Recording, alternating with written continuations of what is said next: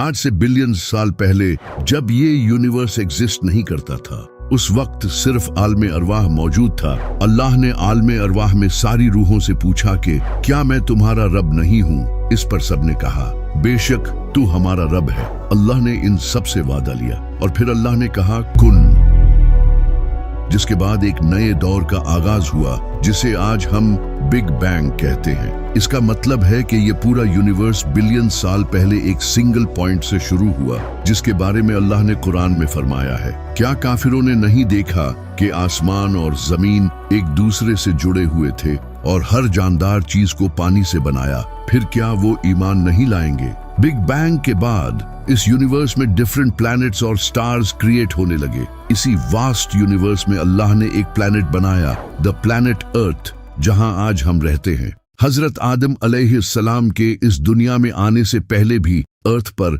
Life exist करती थी। जैसा कि कुरान में आया है कि हजरत आदम अलैहिस्सलाम से पहले इस दुनिया में जिन रहते थे। इसके अलावा भी उस वक्त अर्थ पर कई अजीब तरह के जानवर रहते थे, जैसा कि डायनासोर्स, जो कई हजारों साल तक इस दुनिया पर रहे, लेकिन फिर वो इस दुनिया से एक्सटिंक्ट हो गए, जिसका एग्जैक्ट रीजन आज तक किसी भी साइंटिस्ट को नहीं पता। इस पर कई थ्योरीज हैं, जैसा कि कई साइंटिस्ट्स का कहना है कि एक बड़ा एस्टेरॉयड अर्थ को हिट किया था, जहां आज मेक्सिको सिटी है, जिसकी वजह से सारे डायनासोर्स खत्म हो गए। जबकि कुछ का कहना है कि वो फूड चेन डिसरप्शन या फिर क्लाइमेट चेंज की वजह से एक्सटिंक्ट हुए थे। लेकिन ये कंफर्म है कि इस दुनिया में डायनासोर्स एग्जिस्ट करते थे, क्योंकि हमारे पास इनकी एग्जिस्टेंस के कई एविडेंस मौजूद हैं। सिर्फ डायनासोर्स ही नहीं, बल्कि इनके अलावा भी कई और स्पीशीज अर्थ पर रहती थी, जिनमें से कई स्पीशीज तो आज भी एग्जिस्ट करती हैं, और कई स्पीशीज का जिक्र इस्लामी बुक्स में भी किया गया है, जैसा कि एक बहुत ही फेमस इस्लामी बुक अल बिदाया वन नहाया।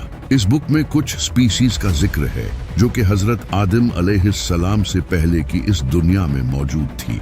लेकिन इस सब के बाद एक दिन अल्लाह ने मिट्टी से एक इंसान बनाया और फरिश्तों से कहा कि मैं इसे जमीन पर अपना खलीफा बनाऊंगा। तो फरिश्तों ने कहा, ए अल्लाह, क्या तू ऐसे इंसान को जमीन पर भेजने वाला है जो वहां खून और फसाद फैलाएगा? तो अल्लाह ने कहा, जो मैं जानता हूँ वो तुम नहीं जानते। इसके बाद अल्लाह ने आदम में अपने अंदर से रूह डाली और फिर फरिश्तों से कहा कि इसके आगे सजदे में गिर पड़ो। ये सुनते ही सारे फरिश्ते आदम अलैहिस्सलाम के सामने सजदे में गिर पड़े। लेकिन इन फरिश्तों में एक जिन भी मौजूद था जिसने सजदा करने से इनकार कर दिया, जिसका नाम था शैतान। अल्लाह ने पूछा, ऐ शैतान, तूने ऐसा क्यों किया? तो शैतान ने कहा कि ये मिट्टी से बना है और मैं आग से, मैं इससे बेहतर हूँ, इसलिए मैं इसे सजदा नहीं करूंगा। अल्लाह को इसकी इस बात पर गुस्सा आया और फरमाया, ऐ शैतान, यहाँ से निकल जा, अब क़यामत तक तुझ पर लानत होती रहेगी। तो शैतान ने कहा, ऐ अल्लाह, तू मुझे क़यामत तक मोहलत दे, मैं तेरे बंदों को तेरे रास्ते से रोकूंगा। तो अल्लाह ने कहा, ऐ शैतान, जा, तुझे मोहलत दी, लेकिन एक बात याद रख, जो मेरे मुखलिस बंदे होंगे उन पर तेरा जोर नहीं चलेगा। इसके बाद शैतान को क़यामत तक की मोहलत दे दी गई।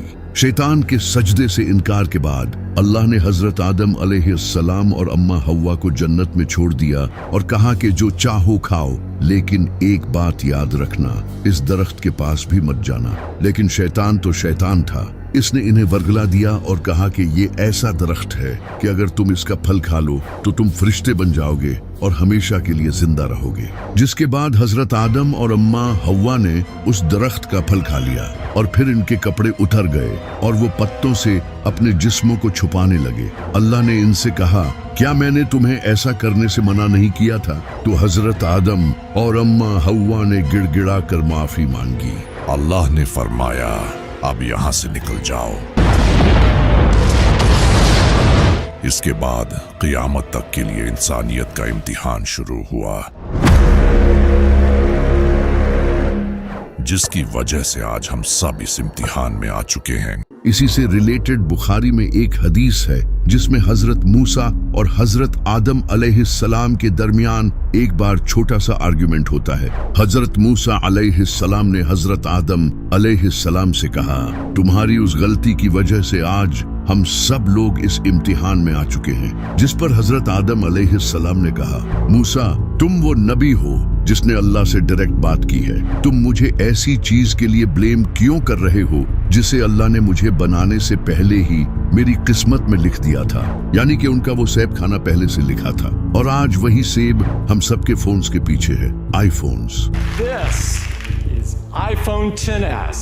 आज से कई साल पहले जब एप्पल कंपनी शुरू हुई थी तो उस वक्त इनका लोगो ऐसा था जो कि न्यूटन की एप्पल स्टोरी को रिप्रेजेंट करता था और यहाँ ये एप्पल पूरा था। इसके बाद इसे चेंज कर दिया गया जो कि आज भी एप्पल का यही लोगो है। इस पर एक कॉन्स्पिरेसी थियरी है कि ये एप्पल का लोगो हजरत आदम अलैहिस्सलाम का खाया हुआ वही एप्पल है जो कि शैतान की करवाई हुई उस गलती की याद दिलाता है।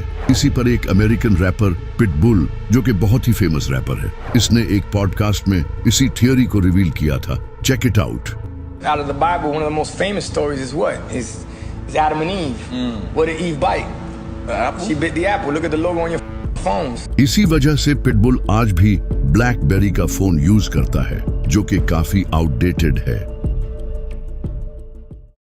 कुरान में अल्लाह का फरमान है कि मैंने आदम को मिट्टी से बनाया है। अगर आप ह्यूमन बॉडी को एग्जामिन करोगे तो इसकी बहुत सी प्रॉपर्टीज मिट्टी में भी पाई जाती हैं, जैसा कि मिट्टी में सिलिका, एल्यूमिनियम और आयरन जैसे कई एलिमेंट्स पाए जाते हैं जो कि ह्यूमन बॉडी में भी पाए जाते हैं। इसके अलावा oxygen, carbon, hydrogen, nitrogen, calcium, phosphorus, potassium और सोडियम जैसे भी कई एलिमेंट्स दोनों में पाए जाते हैं। जिस तरह मिट्टी में पानी पाया जाता है इसी तरह हमारी बॉडी में भी 60 to 70% पानी होता है।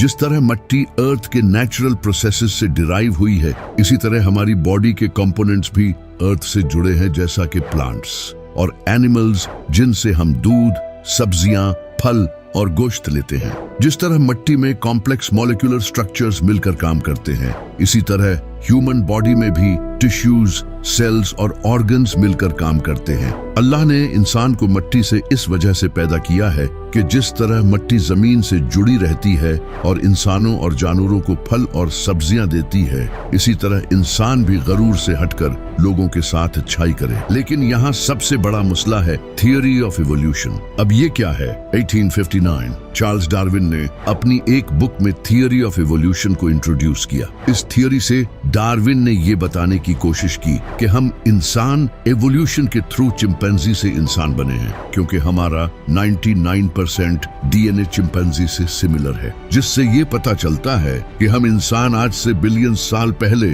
चिंपैंजी थे। लेकिन वक्त के साथ साथ एवोल्यूशन होता गया और हम इंसानों की बॉडी में चेंजेस आने लगे और हम वक्त के साथ समझदार होते गए। डार्विन की ये थियरी इसके बाद पूरी दुनिया में फेमस हो गई और आज ऑलमोस्ट पूरी साइंस इस थियरी को सच मानती है, क्योंकि इसके कई साइंटिफिक एविडेंसेस मौजूद हैं। लेकिन कई साइंटिस्ट्स इस थियरी को रिजेक्ट भी करते हैं। लेकिन इस्लाम में आज दुनिया के ऑलमोस्ट सारे मुसलमान यही मानते हैं कि हजरत आदम और अम्मा हव्वा अलैहिस्सलाम इस दुनिया में इंसानी शक्ल में आए थे। लेकिन वही दूसरी तरफ इस दौर के famous poet Allama Iqbal theory of evolution को सच मानते थे। उनका ये कहना था कि आदम अलैहिस्सलाम का इस दुनिया में आना हकीकत में एवोल्यूशन ही है, यानी कि हजरत आदम अलैहिस्सलाम का जन्नत से इस दुनिया में आने से मुराद अपनी हैवानी शक्ल से इंसानी शक्ल में आना है। और इनकी ये बात काफी हद तक ठीक भी लगती है, क्योंकि कुरान में भी कुछ ऐसी आयात मिलती हैं जिनमें एवोल्यूशन की तरफ हमें हिंट मिलता है। जैसा कि कुरान में अल्लाह ने फरमाया है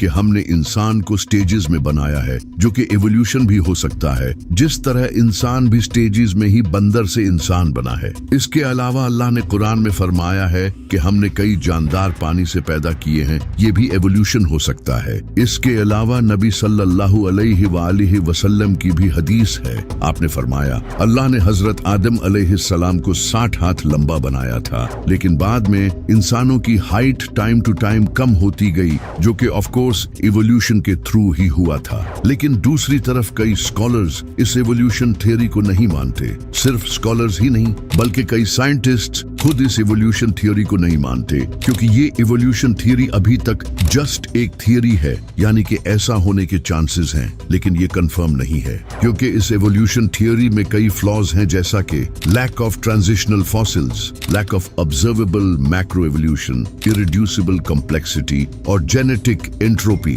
इन सब के अलावा भी इस थियोरी में और बहुत से फ्लॉज हैं। इस वजह से बहुत से साइंटिस्ट्स इस थियोरी में बिलीव नहीं करते। अब सच क्या है, ये तो साइंटिस्ट नहीं जानते, ये सिर्फ अल्लाह जानता है।